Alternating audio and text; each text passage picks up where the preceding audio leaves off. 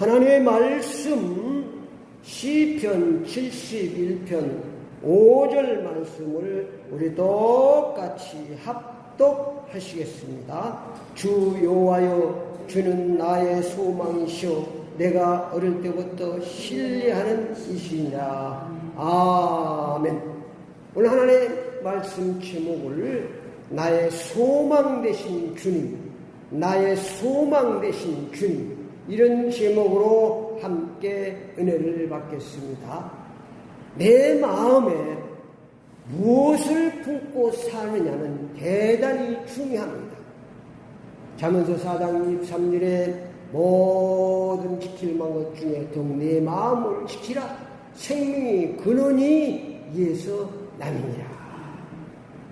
우리가 마음속에 폭탄을 꽂고는 평안히 살 수가 없는 것입니다. 그래서 우리가 가장 먼저 마음을 깨끗하게 정리하고 살아야 됩니다. 내 마음속이 하나님이 성전이 되어야 되고 하나님이 역사하는 그런 마음이 되어야 됩니다. 마태복음 5장 8절에 예수님께서 말씀하십니다. 마음이 청결한 자는 복이 있나니 그들이 하나님을 볼 것입니다. 아멘. 마음이 청결해야, 마음이 깨끗해야 하나님이 함께해서 행복하게 살도록 축복해 주시는 줄 믿습니다. 그런데 많은 사람들은 겉모양을 깨끗하게 하는 데는 힘쓰고 예쓰지만은 마음을 청소하는 데는 아무 관심이 없습니다. 마음은 보이지 않기 때문에. 우리의 마음을 늘 점검해서 깨끗하게, 청결하게 하여야 하나님께서 역사하시고 축복하십니다. 마음에 악을 품고 살면 악한 사람이 됩니다. 마음에 한을 품고 살면 한 맺힌 사람이 됩니다. 마음에 슬픔을 품고 살면 슬픈 사람입니다. 마음에 절망을 품고 살면 절망의 사람이 됩니다. 마음에 그릇을 품고 살면 사기꾼이 됩니다. 한탕주의를 마음에 품고 살면 허망한 삶이 기다리고 있습니다. 그래서 내 마음에 무엇을 품고 사느냐에 따라 마귀 사탄이 역사하고 하나님이 성령의 역사가 일어나는 줄 믿습니다. 그래서 마음이 그렇게 중요합니다. 마귀 사탄이 역사하는 마음을 품고 살면 마귀 사탄이 우리를 죄악의 길로, 재앙의 길로, 멸망의 길로 인도합니다. 하나님의 성령이 역사하면 우리를 진리의 승리의 길로, 평안한 길로, 평탄한 길로, 힘과의 길로 인도해 주시는 줄 믿습니다.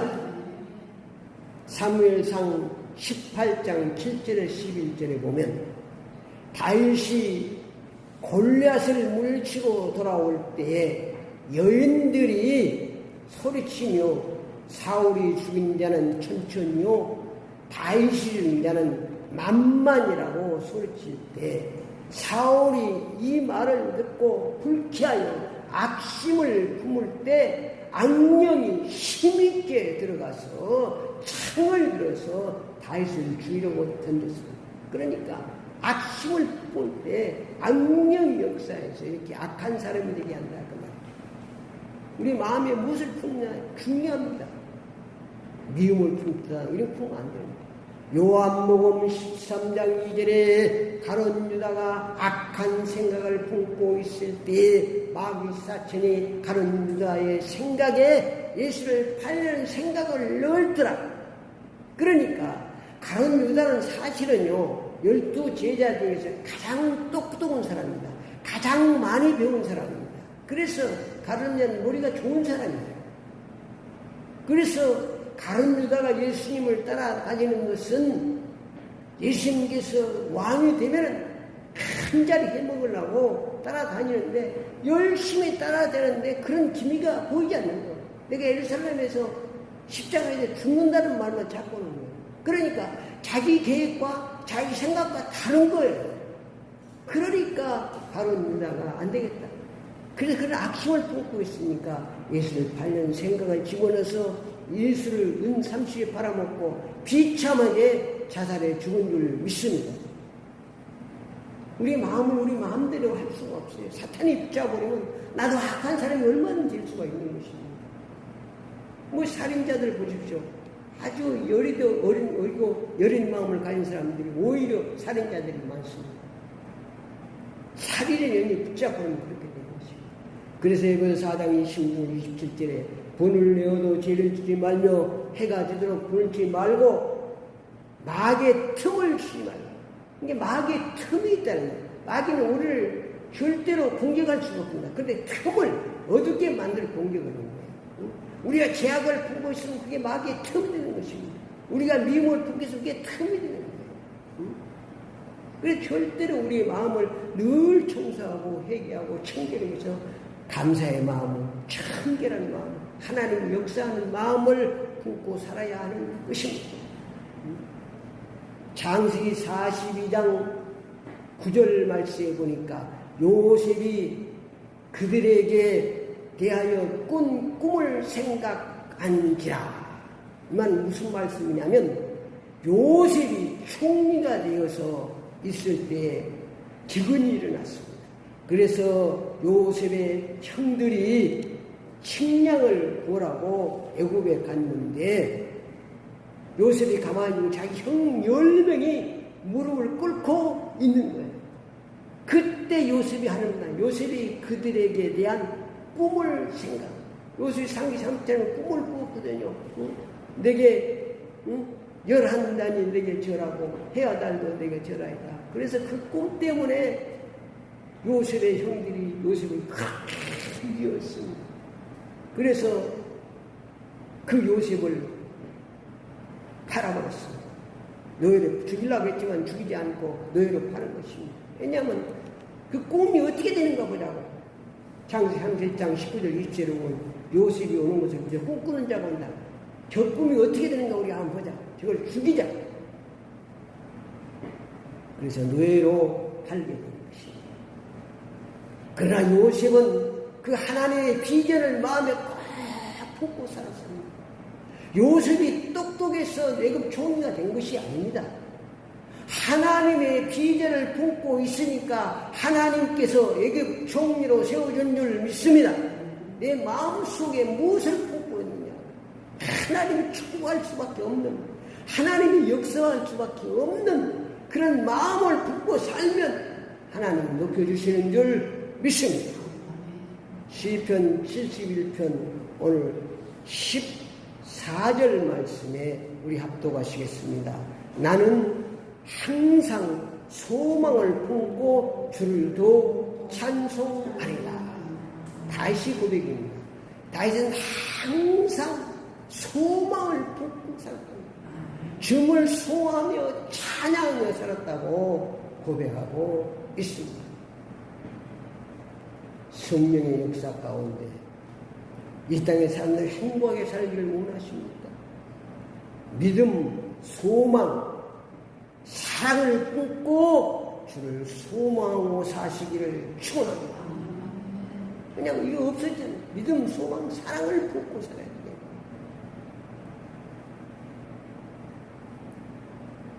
나의 소망 되신 주님을 마음에 품고 뚜벅뚜벅 주님을 향해 걸어가는 것이 참된 신앙이에요. 그분이 길이요 진리니까 뭐 다른 거 품지 말고 우리가 행복하게 살기로 합니다. 길이요 진리요 생명 나의 모든 것인 그 주님을 마음에 품고 좌우로 치지 말고 그냥 뚜벅뚜벅 가면 주님께서 우리 형편처지 다 아시고 정리된 건 시켜서 행복한 삶으로 형통한 삶으로 축복해 주시는 줄 믿습니다. 사람이 이 세상에 태어나서 무엇을 소망하며 사느냐는 대단히 중요합니다. 내가 소망하고 사는 그것이 바로 내가 되기 때문입니다. 재물을 소망하고 살면 재물이 없어질 때 내 소망도 함께 없어집니다. 명예 권세를 소망하고 살면 명예 권세 없어질 때 내 소망도 함께 없어집니다. 길이요 진리요 생명이신 주님을 소망하고 살면 모든 길이 열리는 줄 믿습니다. 세상에 꽉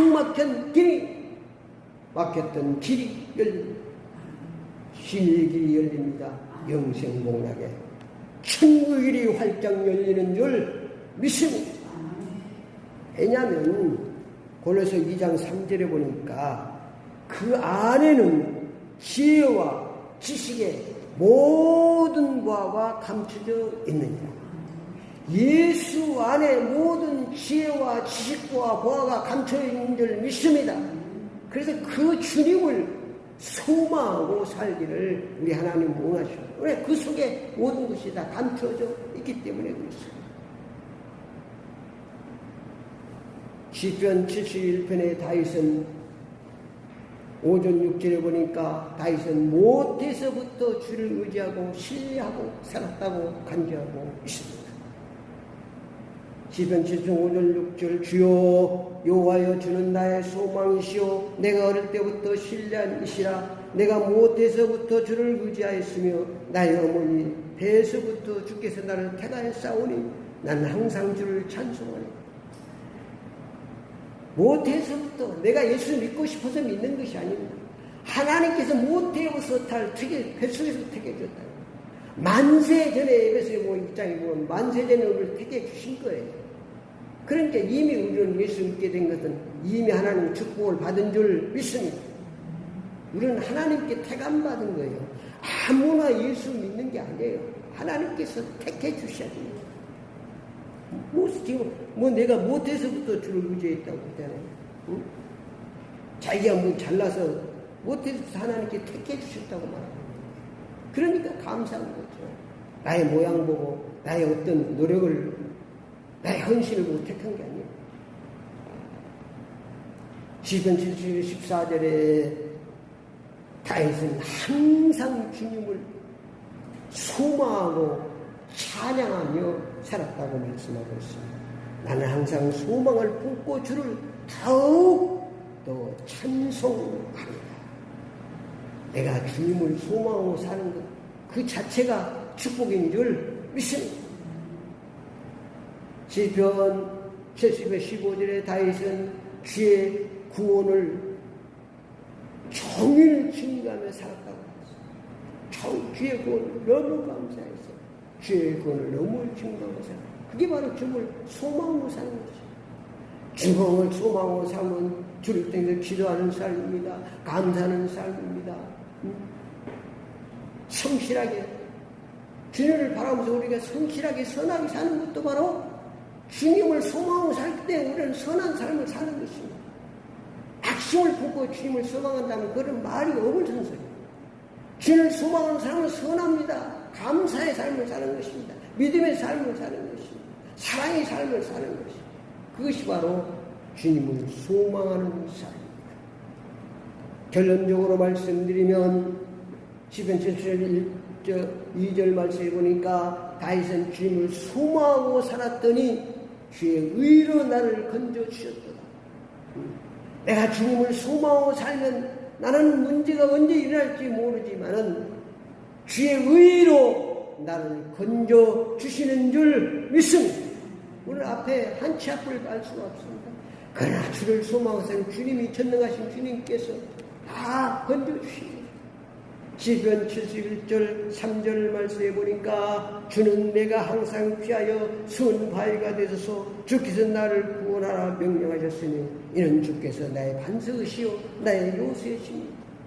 주를 소망하고 살면 주님께서 내 반석이 되시고 요새가 되어서 안전하도록 축복해 주시는 줄 믿습니다.